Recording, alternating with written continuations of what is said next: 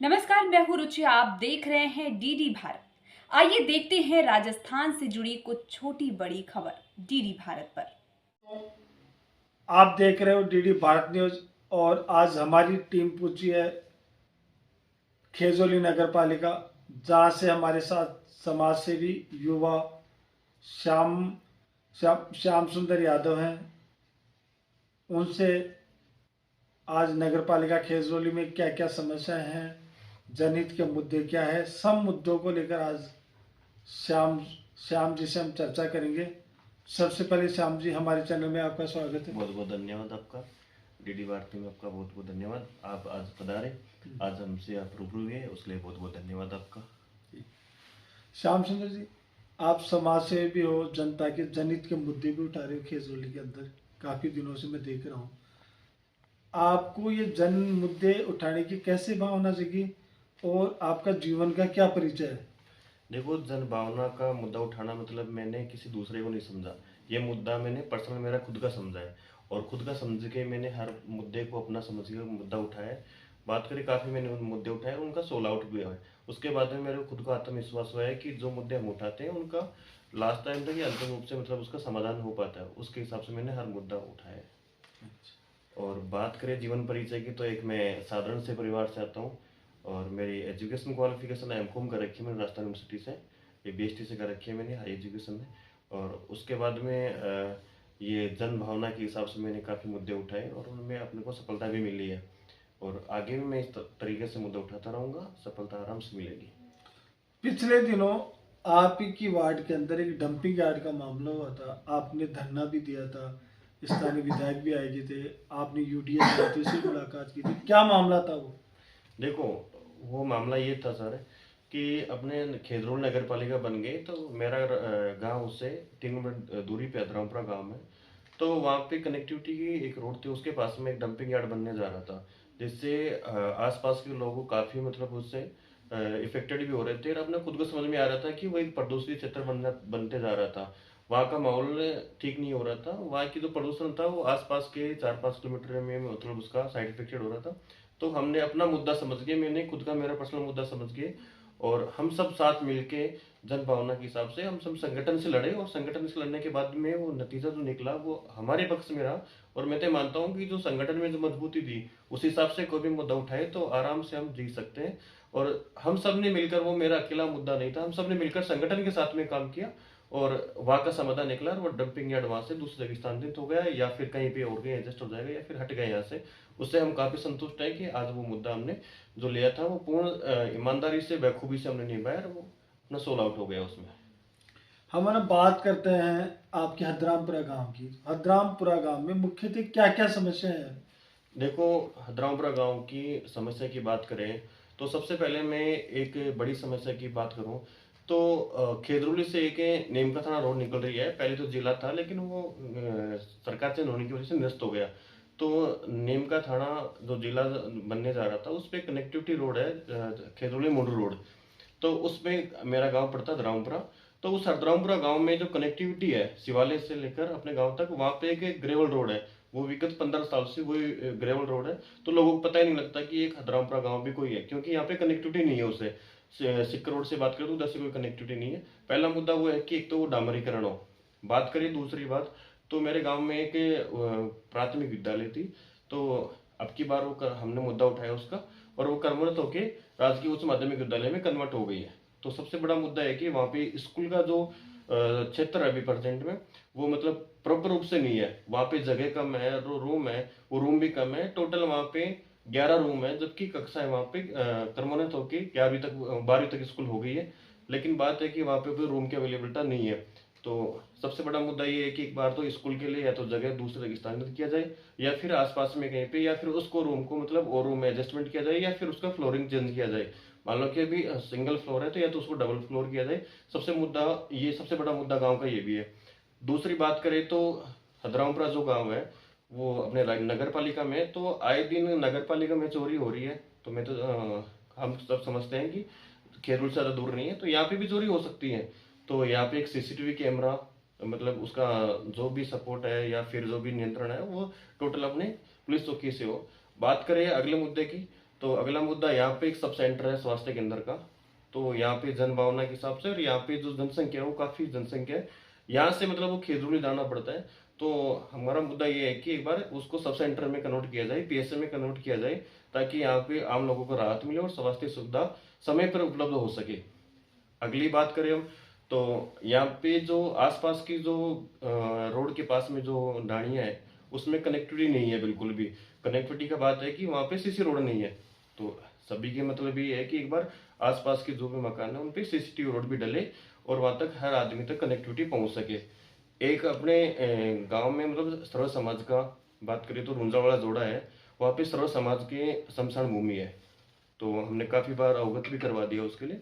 तो वो शमशान भूमि एक बार राजस्व रिकॉर्ड में चढ़े और उसको एक बार शमशान भूमि मतलब राजस्व रिकॉर्ड चढ़ने के बाद में जन भावना के हिसाब से हम सब मिलकर उसमें कुछ पैसा अपनी तरफ से इन्वेस्ट कर दे, बाकी पैसा और अपने गवर्नमेंट से उठा के उसको मतलब नामन उसमें कन्वर्ट करवाने के बाद में उसको एक प्रॉपर रूप से काम हो सके, ताकि शमशान भूमि का विकास हो सके। और उसके अलावा एक जो मुद्दा की बात करूं तो मैं, तो अपने आसपास में के रोड लाइट की बात करें तो वो तो मानते हैं कि सब जगह अभी रोड लाइट नहीं डली। तो आने वाले समय में हमारा सबसे मोटा ये भी रहेगा कि चलो यहाँ आसपास में रोड लाइट भी हो। श्याम जी, नगर पालिका खेजोली बन गई, उसमें हदरामपुर आ गया। पहले खेजोली ग्राम पंचायत हुआ करती थी, उसके बाद में भी हदरामपुरा एक पिछड़ा सा गांव है, इसमें विकास नहीं हुआ, क्या रहा कारण?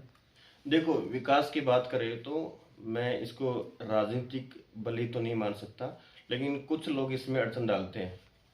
बात करें गांव के मोहल्ले की बात करें तो गांव के मोहल्ले में विगत 15 साल से विकास रुका हुआ था। अब जाके मतलब लोगों की जनभावना और आपस में समझौता हुआ, तो वो मतलब वहां से विधायक कोष से मान लो किसी भी कोष से मतलब वहां से होके वहां पे कनेक्टिविटी भी ठीक बन गई, वहां से इस रोड भी डल गई। और उसके अलावा बात करें यहाँ विकास की बात करें तो देखो, हदरामपुरा में पिछले 15 साल से कोई बड़ा विकास नहीं हुआ। यहाँ पे सरपंच भी खूब आए हैं, उसके बाद में अभी नगर पालिका भी कर्मंत हो गई, लेकिन काफी बड़ा विकास नहीं। हमने संघर्ष करके विकास करवाया है, बिना संघर्ष कोई विकास नहीं हुआ।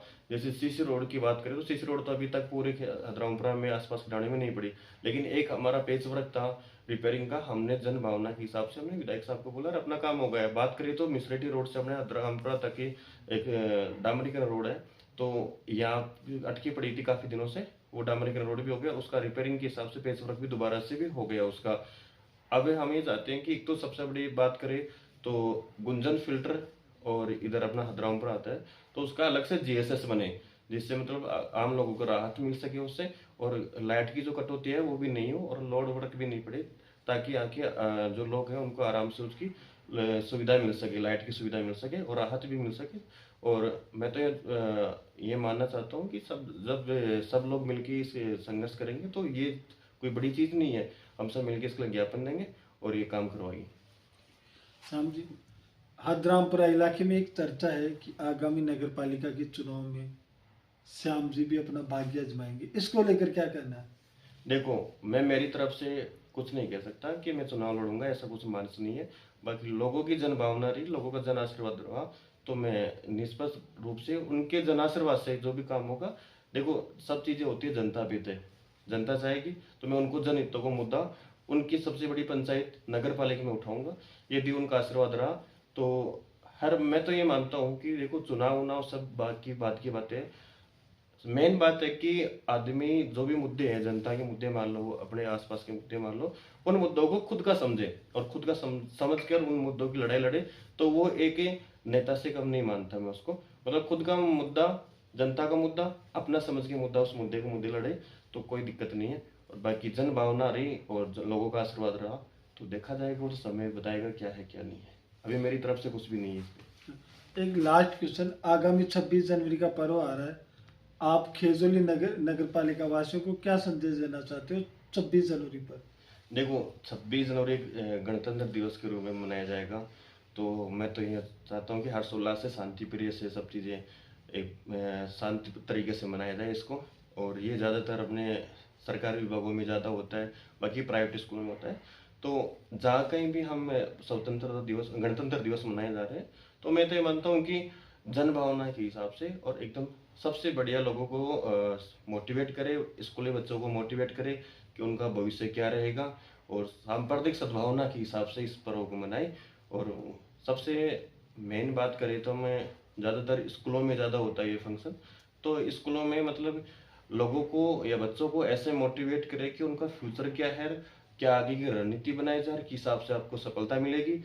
और हर स्कूल के आसपास में मतलब वहाँ का माहौल भी अच्छा होना चाहिए, और बच्चे का मतलब घर पे आके एक बार उनका भी वो भी परीक्षण भी किया जाए कि हाँ बच्चे रियलिटी में क्या पढ़ रहे हैं क्या नहीं पढ़ रहे, वो पेरेंट्स की जिम्मेदारी है।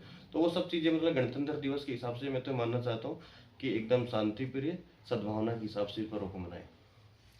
हाँ, ये थे जब हमारे साथ श्याम सुंदर यादव, जिन्होंने कहा कि हदरामपुरा के अंदर जनहित के मुद्दे हम पिछले 4-5 साल से उठा रहे हैं, क्योंकि जनहित के मुद्दे उठाना चुनाव जन लड़ना नहीं होता है। यदि लोगों की जन भावना रही हमारे साथ तो मैं चुनाव लड़ूंगा, वरना मेरा कोई उद्देश्य नहीं है चुनाव लड़ने का। मेरा उद्देश्य ये कि जनता के मुद्दे उठाना, जन भावनाएं उठाने लोगों की। साथ ही उन्होंने ये भी जब बताया कि यहाँ 7-8 समस्याएं हदरामपुरा के अंदर काफ़ी दिनों से हैं। समय चेक रहा तो हम इन चेक जनता के मुद्दों को भी सभी बड़े स्तर पर उठाएंगे। साथ ही उन्होंने ये भी कहा कि यदि नगर पालिका बढ़ गई, नगर पालिका के अकॉर्डिंग हदरामपुरा में विकास कार्य होना चाहिए, ये हमारी पहली प्राथमिकता रहेगी। मैं नचक जयपाल सिंह, मेरे सहयोगी दीपक कुमार के साथ। डेली दर्शन भारत, हर खबर सबसे पहले उपलब्ध है 1100 प्लस डिजिटल केबल नेटवर्क पर an android based DTH smart setup box, सभी OTT प्लेटफॉर्म। 24 घंटे लाइव देखिए हमारे सोशल मीडिया पेजेस पर।